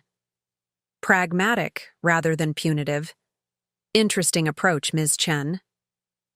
The remaining discussion focused on technical aspects of the recovery strategy Derek had developed, a comprehensive plan for mitigating losses while slowly unwinding the overexposed position. His command of the details was impressive, his responses to challenging questions direct and undefensive. As the meeting concluded, board members filed out with notably more confidence than they'd shown upon arrival. Several stopped to speak, with me privately expressing cautious optimism about the restructuring direction. Victoria Wells lingered until we were alone except for Derek, who was gathering his presentation materials. "Well played," she said quietly. "You've transformed a potential scandal into a demonstration of leadership principles. Not what I expected when I first heard about the Jakarta situation." "The easy path isn't always the best one," I replied. "Firing Derek might have satisfied a desire for swift justice, but it wouldn't have served Wexford's long-term interests." Victoria glanced toward Derek, who was deliberately maintaining his distance to allow our conversation privacy. "And the personal dimension? How are you managing that complexity?" It was the question I'd been avoiding, even in my private thoughts. "One day at a time," I admitted. "The professional boundaries are actually easier to establish than the personal ones." She nodded sympathetically. "Understandable. Well, for what it's worth, the board seems impressed by both of you today. You for your measured leadership, and him for what appears to be genuine accountability." After she left, Derek approached my end of the table. "Thank you," he said simply. "The board could have demanded my resignation, and you could have supported that outcome without question." I gathered my papers, maintaining professional composure. Despite the swirl of conflicting emotions his gratitude triggered. "Your recovery strategy is sound. Implementing it without your involvement would be counterproductive. Still," he persisted, "many in your position would have taken the opportunity. For personal satisfaction." The unspoken acknowledgement hung between us, that after years of his dismissive treatment, I might reasonably have enjoyed watching his professional downfall. "That's not why I acquired Wexford," I replied honestly. "This was never about punishing you, Derek. It was about building something meaningful." He studied me with newfound respect. "I'm beginning to understand that. Truly understand it, not just intellectually acknowledge it." The vulnerability in his expression caught me off guard. This wasn't the polished corporate strategist I'd married, nor the dismissive husband who'd belittled my ambitions. This was someone new, or perhaps someone who had been there all along, buried beneath layers of professional arrogance and gendered assumptions. We should discuss the next steps for the Jakarta recovery, I said, deliberately steering us back to safer professional territory. Derek accepted the redirection with a slight nod. I've scheduled a working session with the risk management team this afternoon. You're welcome to join if your schedule permits. I'll try to stop by, I replied, gathering my materials to leave. Good work today, Derek. The board needed to see that level of accountability. As I reached the door, Derek called after me. Olivia, would you have dinner with me tonight? I turned, surprised by the request. Dinner? Yes. Not at home, somewhere neutral. There are things I'd like to discuss that aren't related to Wexford, or Jakarta, or restructuring plans. The hopeful uncertainty in his voice was so unlike his usual confident demeanor that it momentarily disarmed me. What things? He hesitated, choosing his words carefully. Us. Where we go from here, professionally and personally. Whether there's anything left worth salvaging between us beyond a working relationship. It was the conversation I'd been simultaneously dreading and longing for since the night of the anniversary party. The question neither of us had fully addressed amid the professional whirlwind of Wexford's transformation. La Maison at 8, I suggested, naming a restaurant we'd visited often during our early years together, before corporate ambition and gender expectations had eroded our foundation. Derek's relief was visible. I'll make the reservation. As I walked toward my office, I realized we'd reached an inflection point, not just in Wexford's evolution, but in our relationship.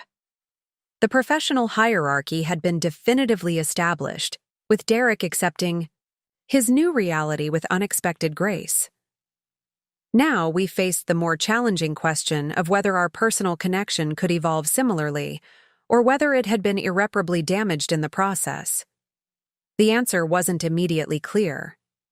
But for the first time since I'd conceived the acquisition plan 18 months ago, I found myself genuinely curious about the possibility of a future that included both professional fulfillment and personal reconciliation.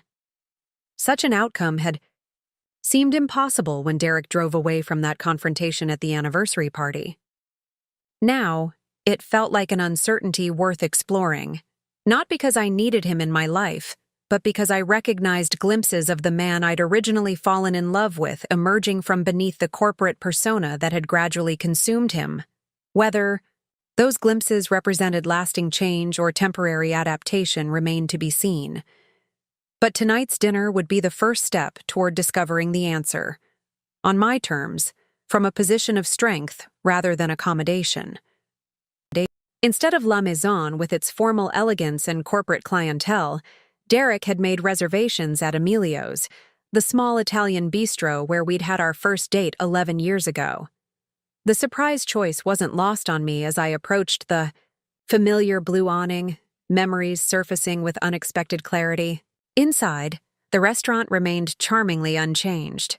White Christmas lights permanently strung across wooden ceiling beams, vintage Italian movie posters lining exposed brick walls, and the same earthy aromas of garlic, basil, and red wine that had provided the backdrop to our earliest conversations. Derek was already seated in the corner booth where we'd lingered for hours that first night, both reluctant to end an evening that had felt like the beginning of something significant. He stood as I approached, uncertainty replacing his usual corporate confidence. "You found it," he said, a tentative smile crossing his features. "I was surprised by your choice," I admitted, sliding into the booth. "We haven't been here in 7 years," he finished.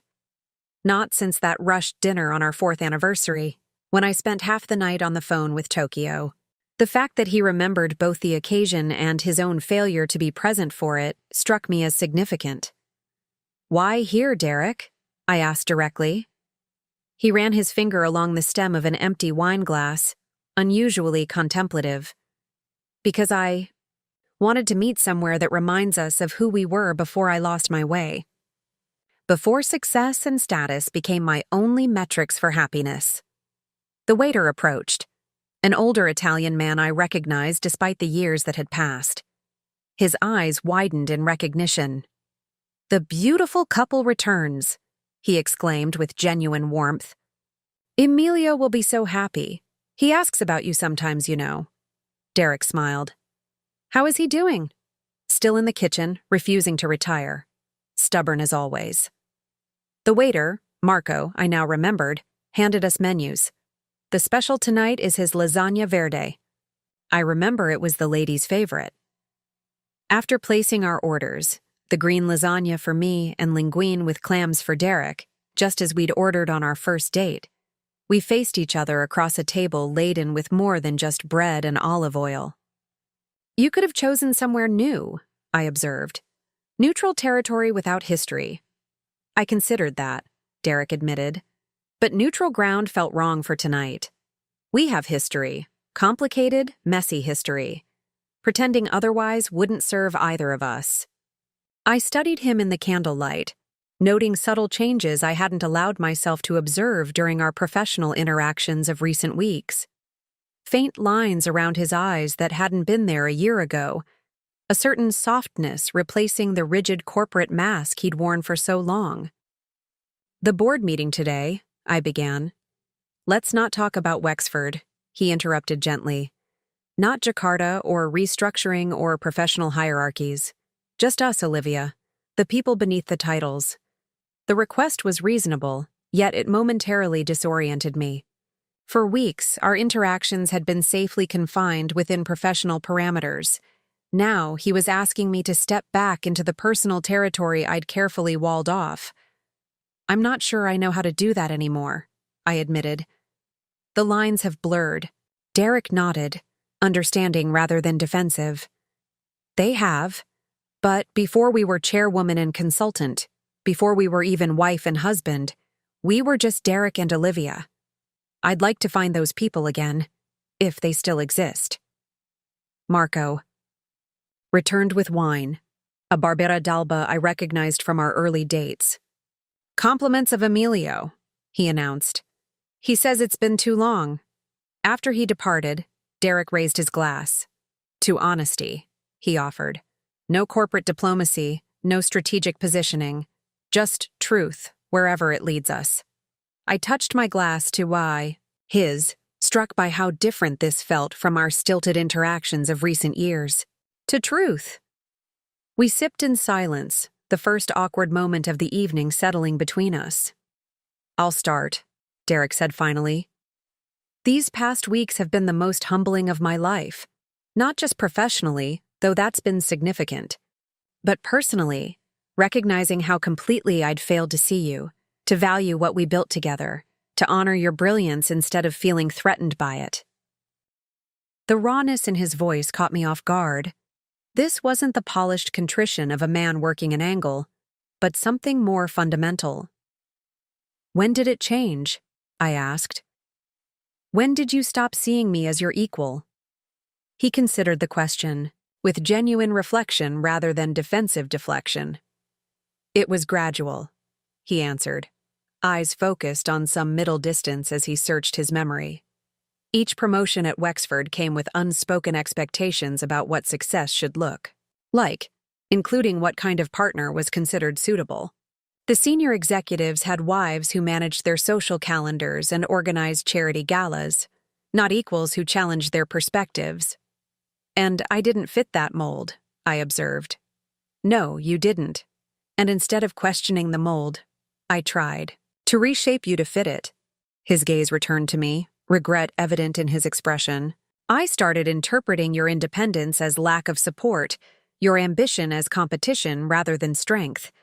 I became the very type of man I'd once despised, entitled, condescending, blind to my own privilege. Our appetizers arrived, bruschetta, with the house-made ricotta that had once been our favorite indulgence. That dinner at Marcello's was a turning point for me, I said after Marco departed. When you dismissed my business model in front of your team, when you told everyone I didn't understand real finance anymore. Derek winced visibly. I remember. I was showing off, positioning myself as the financial authority in our marriage. It clarified everything, I continued. I realized that no level of success on my part would ever change how you saw me. You'd decided I was dabbling while you handled the serious business. I was wrong, he said simply. Not just mistaken, but fundamentally, catastrophically wrong. About your capabilities, about what matters in a partnership, about the kind of man I wanted to be. I studied him, searching for the familiar signs of performative remorse I'd grown accustomed to over the years. Temporary contrition designed to smooth over conflict without addressing root causes. Instead, I found something I hadn't seen in years: genuine self-reflection without strategic calculation. Why should I believe this isn't just another adaptation? I asked directly. You've always been skilled at reading the room and adjusting accordingly. The question didn't offend him. If anything, he seemed to have anticipated it. That's fair, he acknowledged. I've given you years of evidence that I'm exactly that kind of manipulative. All I can say is that losing everything, my professional standing, my sense of identity, potentially my marriage, has a way of stripping away pretense. Our main courses arrived, the familiar dishes evoking memories of simpler times. Do you know what I've found most humbling? Derek continued after. We'd begun eating, watching you lead. Not just your strategic decisions, which have been brilliant, but your compassion alongside accountability. You've implemented more meaningful change in a month than Wagner managed in 5 years. And you've done it by respecting people's dignity, while holding them to high standards. Including yours, I noted. Especially mine. He set down his fork, focusing entirely on me. You had every professional and personal justification to remove me from Wexford entirely. Instead, you created a path for redemption that preserved dignity alongside consequences. I considered his words, recognizing the truth in them. My decision regarding Derek's Jakarta misconduct hadn't been sentimental, but it had been intentionally humane, allowing accountability without destruction. What do you want, Derek? I asked finally, cutting to the heart of why we were really here. After everything that's happened, what are you hoping for? He took a deep breath, as if preparing to leap from a great height. I want a second chance, he said quietly. Not to return to what we were. That relationship was fundamentally flawed. But to build something new, something based on genuine partnership and mutual respect. And if that's not possible, I pressed, if too much damage has been done, then I want us to end with honesty and dignity, he replied without hesitation. I won't pressure you to salvage something that can't be repaired. But before we make that decision, I'm asking for the opportunity to show you who I can be when I'm not blinded by ego and insecurity. His vulnerability disarmed me. This wasn't the Derek who controlled narratives and managed outcomes. This was someone willing to risk rejection rather than manipulate connection. I've changed too, I said after a thoughtful pause. The woman you married no longer exists. She was trying to balance her ambitions with your ego, constantly calculating how much success was too much for your comfort. I wouldn't want her back, Derek replied immediately. That's what I'm trying to articulate, however imperfectly. I don't want the diminished version of you I thought I needed. I want the full expression of your brilliance, your ambition, your strength. I just want the privilege of standing alongside it, rather than against it.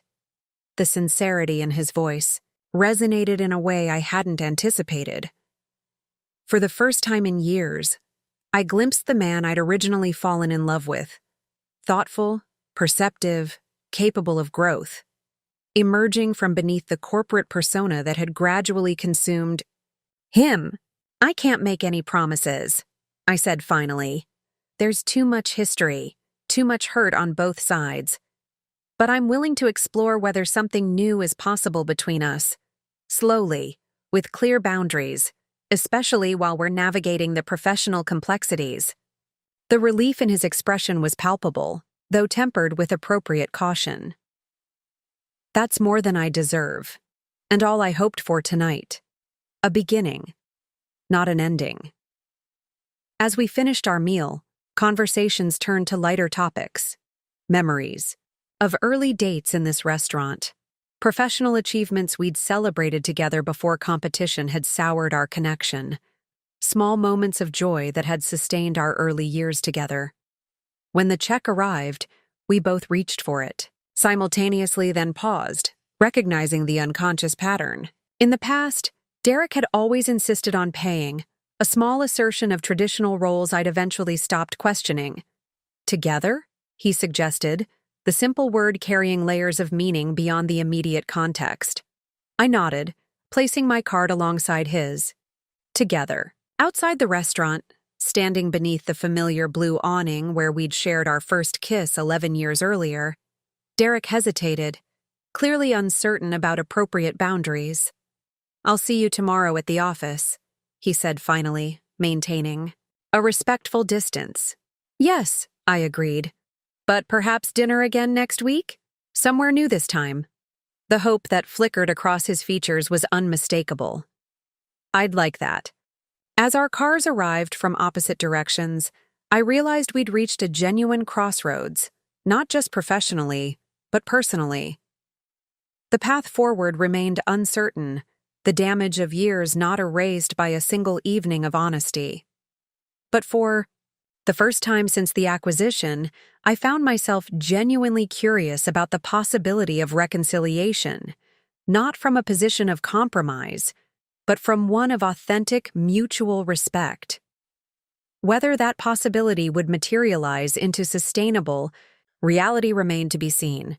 But standing at this intersection of our past and potential future, I was no longer certain that the story of us had reached its conclusion. Perhaps, like Wexford itself, what we needed wasn't an ending but a thoughtful restructuring, preserving what worked while rebuilding what had failed. The outcome remained unwritten, but tonight had created space for something I hadn't anticipated when I'd acquired Derek's company. Not just professional reinvention, but personal reinvention as well. A chance to discover who we might become when neither of us was diminished by the other's expectations.